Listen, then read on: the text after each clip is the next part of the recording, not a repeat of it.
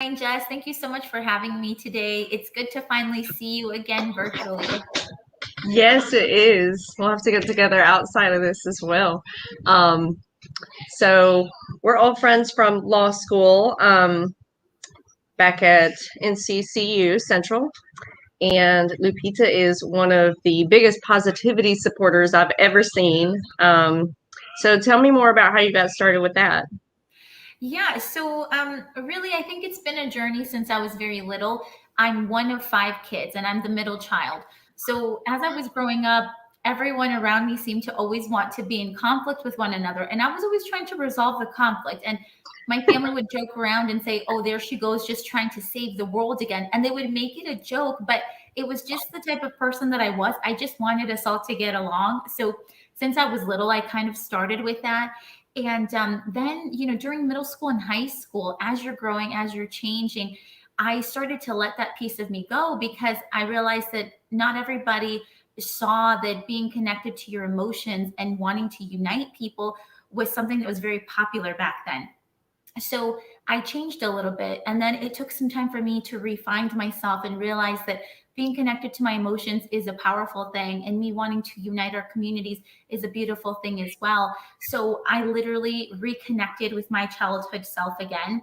And that's when I got a chance to meet you. And you realized you saw all of the positivity in me, but it was a journey because I had let that go for quite some time. But I'm glad that you came into my life at the time you did so you could see the best version of me. It was definitely a fun time. And you went to school for psychology prior to that, correct? Yes, yes, I loved it. That's awesome. So how would you say that positivity and everything, you learned from law school affected your life now, from psychology to the School of Law to current? So it definitely has been just a learning experience. But one of the things I really valued about psychology was really understanding how we can connect with people and how we can get a chance to learn about their story. And to me, that was like the most important thing. And then of course within psychology, we learned a little bit about dreams. And for me, dreams have always been something that are very close to my heart because I believe that dreams have a very deep insight into how we're doing with our current self. So, I really focused when I was in psychology, I focused on the dream world and trying to understand what dreams mean to us.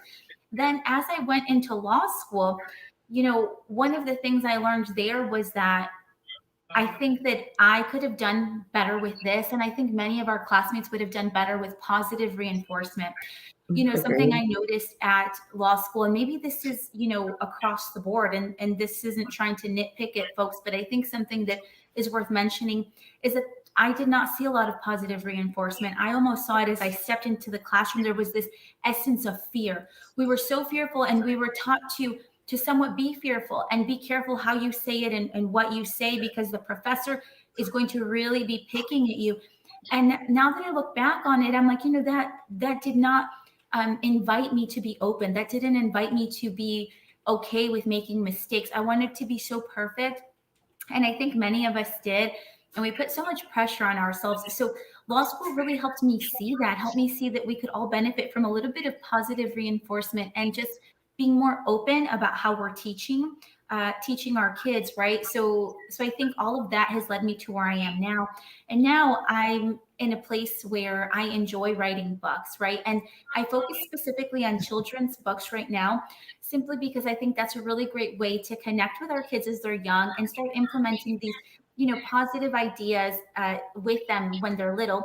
And one of the things that I talk about a lot in my books is the significance of being in love, being in unity, and being at peace with the self. So I really Mhm. focus on that. And the children's books, I think, also help unite families because one of the things that I notice is that oftentimes you don't hear so much about children being read to by their parents. It's very few. Whenever I Right. was little, yeah, whenever I was little, my parents didn't really read to me, and that's a whole immigration story within itself, and all of that. But there's so much value to it now, and I think that that's also why I focus so much on children's books. So I'll pause there because I know I just kind of said a lot. No, I mean, the more information, the better. Like, I completely agree with you. There's not a lot of reading to children going on these days. I actually do the same as well. Um, so it's really hard in this day and age, I think, with, not even just single moms, it's now families, with two income households. Nobody has time, and there is a lot of pressure on school, college, master's degrees, PhDs, even bachelor's degrees. Like you said, the pressure is really on. And so by the time mom gets home or dad gets home, the time to read, especially with, oh, they have a phone, they can just do that so they fall asleep. I think reading to your child does help. It helps their grammar, it helps their brain, it gives them also a emotional security. Oh yeah. Because at birth we're taught, skin to skin contact, right? So, that close contact when you're reading to your child, it's not just about the book, it's about being together and that love that, you know, will imprint on them forever. Absolutely. Absolutely. So, I'm glad that someone else feels that way. Yeah, no, you make a lot of good points in that, Jess, because I think it's so significant to just carve out a little bit of time to have that one-on-one with your child or your children. And it's so beautiful it being through a book because, like you said, you're teaching them about grammar, you're teaching them to read, but then more importantly, you're constructing that family unity within that exercise. Mhm. I agree with you. You put that so beautifully. Thank you. Who would you say, right now would be your biggest supporter? I mean, through all of this, because I know that there was some, disconnect at some point. But who was the one person, the one constant that has helped you kind of find yourself? Oh, that's a big question, and it's making me a little teary-eyed now that I'm feeling Oh but in a good way, in a good way. When I was little, we had to write a story of who we admired, who we looked up to. And when I was really little, if you can believe it, I put nobody. I put nobody because there was a time in my childhood where my parents were so busy. They were so busy because we immigrated to this country and their main job was to work and to get us fed essentially, right? no. So whenever they asked me that as a child, I didn't see what a gift my parents were giving me. I didn't have an answer back then. But now that I'm older and now that I've been, on this journey of writing my children's books and getting my message out there of love, unity, and peace, the biggest supporter have been my parents, both of them. And it's such a amazing turn of events for me because now I see all of the things that they did for me as I was little growing up until now. And it's funny because my mom specifically, she's one of those people that she'll ask me, what is your next goal, what is your next dream, and I'll tell her what it is, and she's just so sweet about it because she always says to me, you've thought about it, so now it's a reality. You're essentially already creating it because it's already in your mind, so you just have to accept it and allow the universe to help you.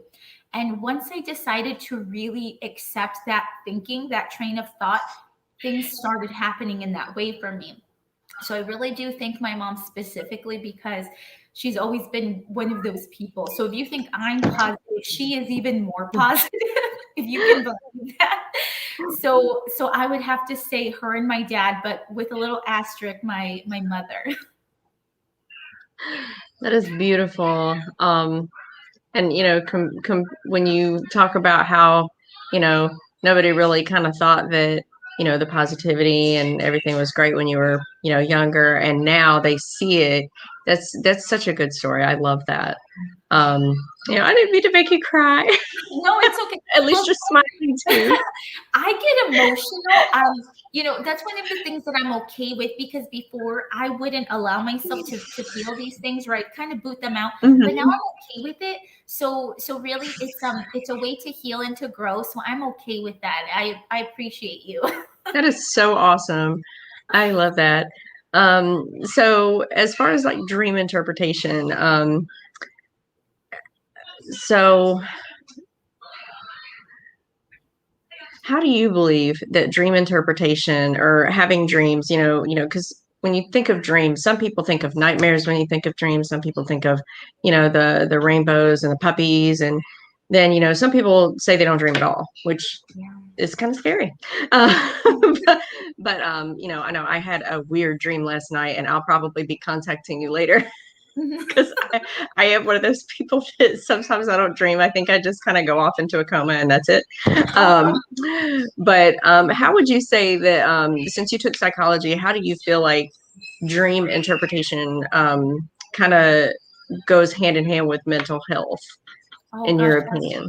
Absolutely. It's so connected, and one of the things that I find interesting is that during psychology, we just focused on two main ways to look at dreams. And it was for a short period of time. That was Sigmund Freud's view and then Jung's view. And, Sigmund Freud often focused so much on the sexualization of the dreams and what that Mm-hmm. meant at that level. And then Jung did use kind of symbolism, right? But the way that I perceive it is that I believe that every single person has their own dream language. Now, the Mm-hmm. reason that I say that is because everyone has their own individual experiences, their own culture, their own ancestral lineage, right? And I think that all of that is carried on through ourselves, through our energy, through everything. So, if I have a particular dream, let's say that I see a spider in a particular dream. Well, if I'm a person that is fearful of spiders, excuse me, and has always been fearful, then this dream is going to be somewhat of a fearful message for me. But now, if the dreamer is somebody who is intrigued by spiders and enjoys them or likes them, then this dream is going to have a completely different meaning for them. And that's just a very simple example of how one symbol can mean different things to different Mm-hmm. people. And one of the things that I tell people is that dreams literally are a check-in with the self. So for example, I'm in waking state. I'm interacting with my friends, I'm interacting with people at work, and I'm in various situations that at times can be uncomfortable. All of that is within the self. All of those emotions that I feel are within myself. And when I go to sleep at night, literally myself, my subconscious shows me images, shows me feelings. It basically shows you this is how we're doing in dream state, right? So dream state essentially is just a check-in with the self. It'll let you know by the dreams and by the feelings and symbols that you see. It's basically saying this is how we're doing right now. And if we ignore this piece of ourselves, then we're ignoring a whole half of ourselves, because whenever we're in waking state, we're going through all these different interactions. And dream state is trying to show us, hey, this is how we're doing right now. If I ignore this, then I'm essentially ignoring a huge chunk of myself. So ever since I was little, I always paid attention to my dreams because I started noticing that not only were they reflecting how I was doing in the moment, but then eventually they started showing me possibilities of the future. Okay. The dream would say, if everything happens the way it is currently, this is a potential future that can exist for you. So everyone has the ability to have dreams and to connect with themselves through dream interpretation. But it's like anything else. If we're not taught it when we're little, it's going to be more of a challenge. And I like to explain it in this way. When we're little, let's say we're learning English or Spanish, any language. First, we have to learn the letters. We learn, the alphabet. Then we start constructing sentences, words, etc. Right? After that, we start speaking. So it's the same thing with your dream language. If you've ignored this information since you were little, now you've got to go back and see, okay, what does my dream look like? Do I have dreams? Can I recall them? Number one. And if I can, am I seeing images? Is it a storyline? Is it more symbolic? Everyone has an individual dream language. And the more connected you are and understand what your dreams mean, what that means is that you are more connected with the self. You're more understanding what is going on within you. So for me, they've always been a place to get information, to be guided, and then of course a place for dream exploration. And we can talk a little bit about that later, but oftentimes you can explore different things within a lucid dream, and this gives you the opportunity to grow and to heal, especially if you've got certain things from childhood, maybe traumatic experiences that you need healed.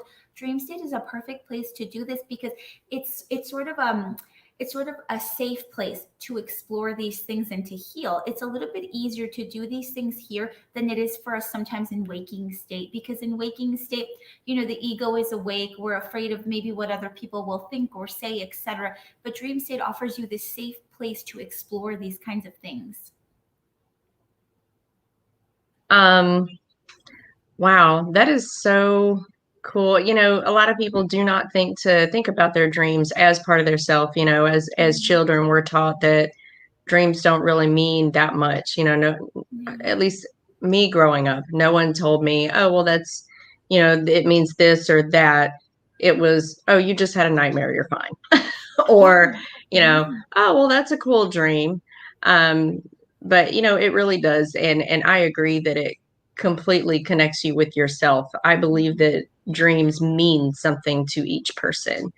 Um, so that is really cool. How did you get the inspiration for your book? And what is the magic of Mexico? Okay, gotcha. So before I answer that piece, you said something really important about nightmares. How when we're little, sometimes parents say, "Don't worry about it; it's just a nightmare."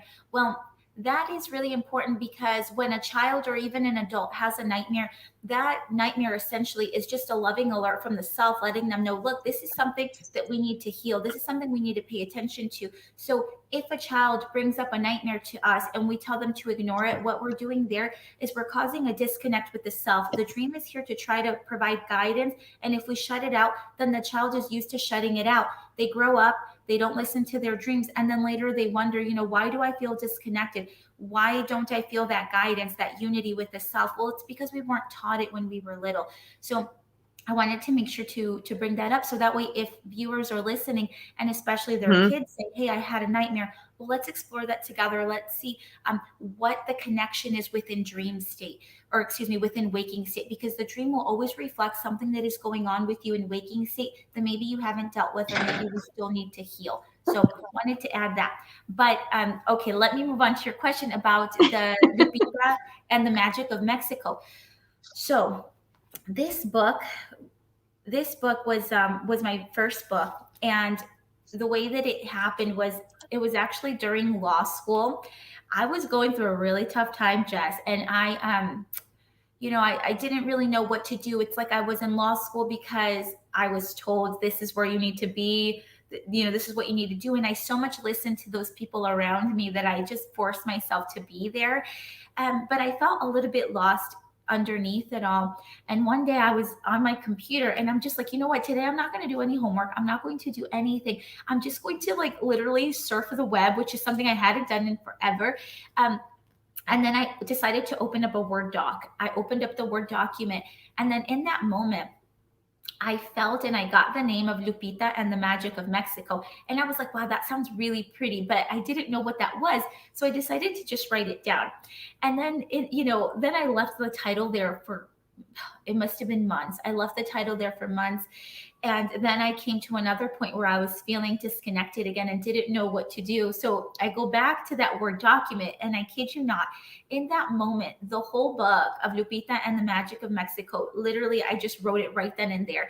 And it felt like such a connection with the universe that I never really felt before. I've always felt this connection in dream state, but never so much in waking state. So this was a moment where I felt like these kinds of worlds connected within me. And it was such a moment of unity. And as I wrote this book, I felt really peaceful, really connected. And it brought a lot of tears to me because what the book ended up being about was about a little girl who goes back to Mexico with her mother, right?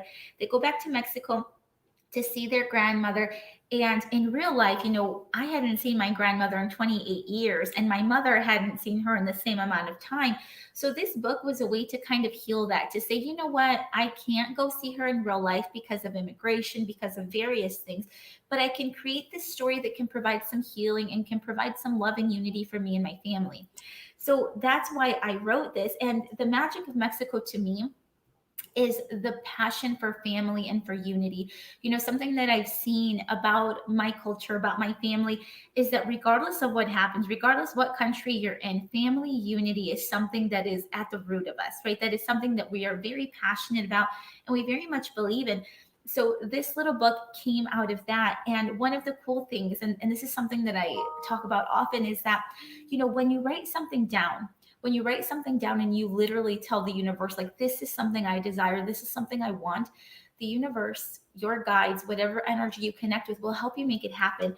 And I say that because after I wrote this book, I actually got the opportunity to go to Mexico with my mother. And we saw our grandmother, my grandmother, after 28 years. So we had a beautiful reunion. I took the book to her. It was like a whole thing. Everybody got super emotional.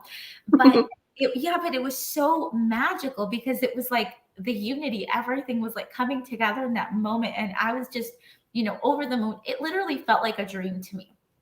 And I truly believe that when we start deciding that, oh, this gets me emotional, but once we decide that we are worthy of that dream, of that goal that we want in life, once we decide that we're worthy of it, all of a sudden things begin to line up for us. And if we're awake enough, if we're open enough to receive these loving messages, we start taking the right steps in that direction. And then your dream literally is presented before you in waking state. So for me, this book was a book of healing, but more importantly, the magic to me of Mexico is that love and unity that we like to keep across our families. Just so beautiful.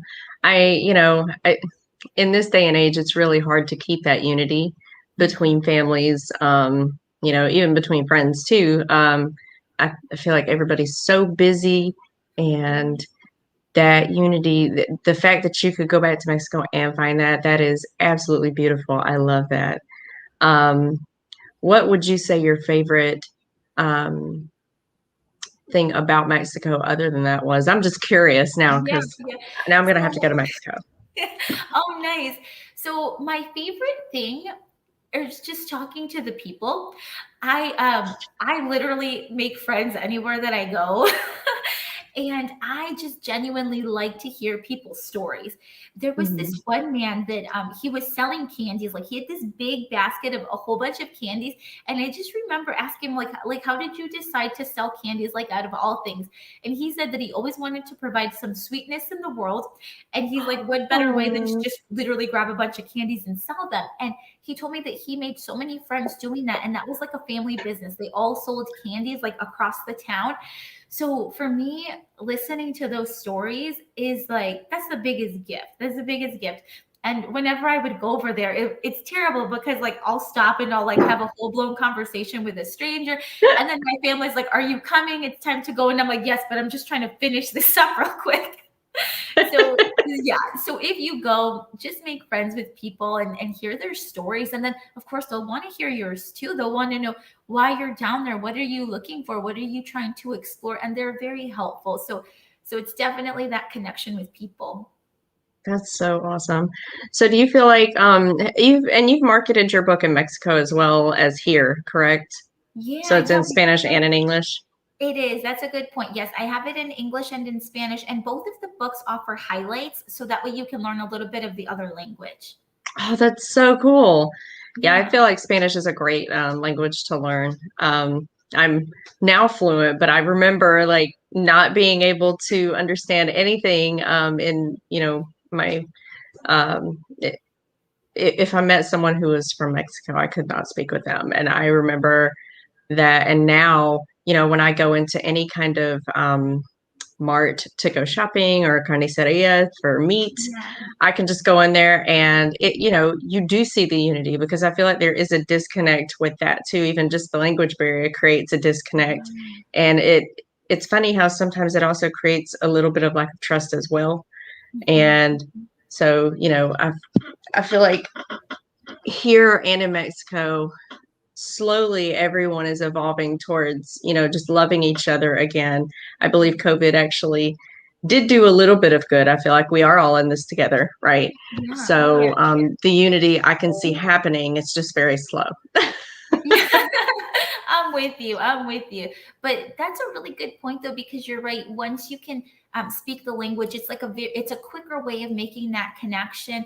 Right. And as soon as you speak it, I'm sure people are like, "Oh my gosh!" and they're so happy to know that Yes. you're able to communicate with them. So that's Hmm. wonderful. That's great. Yes. Well, I am so happy to see like how far you've came, since law school. I felt the same way. There was definitely a stigma when you walked into a classroom. And I feel like every law school may be that way. It may not be just where we went, but, there's definitely, just like there are some doctors who, don't believe in spirituality.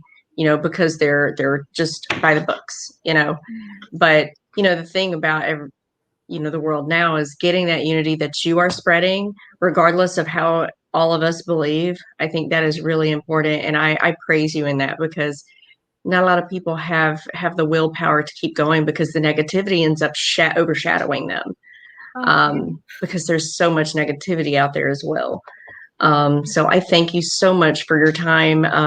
Definitely go and buy the Magic of Mexico, Lupita Inspires, for Instagram. Check her out. She is absolutely one of the most positive, amazing people I've ever met personally. And, is there anything else you'd like to add?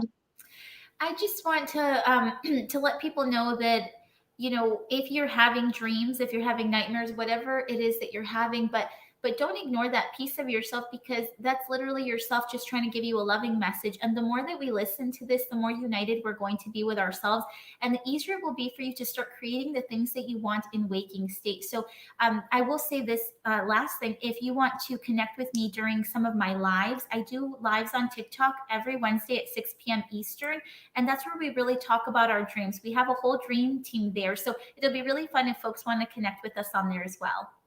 Awesome. Well, I might join. Yeah, Dream team. come That is on awesome. in. Yes. Well, thank you again for your time, and I hope you have a wonderful day.